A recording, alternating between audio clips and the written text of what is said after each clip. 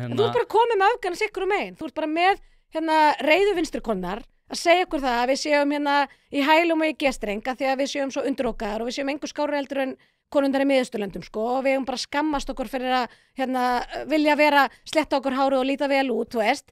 Og svo ertu bara komið með einhverjar framsóknarkonur hinum megin eða eitthvað út, einhverja sundrungu úr framsóknarflokknum sem að tekur upp einhver eitt og eitt tjáningafrelsismál og hama síðan á konum úr hinn áttinni. Vertu alvarlegri, vertu dýpri, þú veist, ekki vera gella.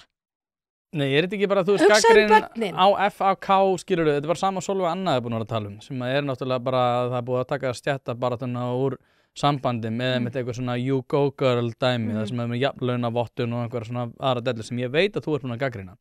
Ég held að það sé miklu frekar það og eins og segir kannski þetta bara mótþrá og þrjóskuröskunum mér ég er samt svo ánægður að þú sért að bera þetta borð út af því að mér finnst persónulega allt og lítið hafa verið leitað til mín þegar það er verið til dæmis að tala breytingaskeiði kvenna eða tíðarhingi eða hana út af því að mér finnst vanta kynjaglerun á þetta og svona male perspective á þessi vandamál og mér finnst maður sér umræðu þætti breytingaskeiðið og jafnvel bara heimildarmyndir og það er ekki svona haft samband við mig. Nei, ekki í lagi.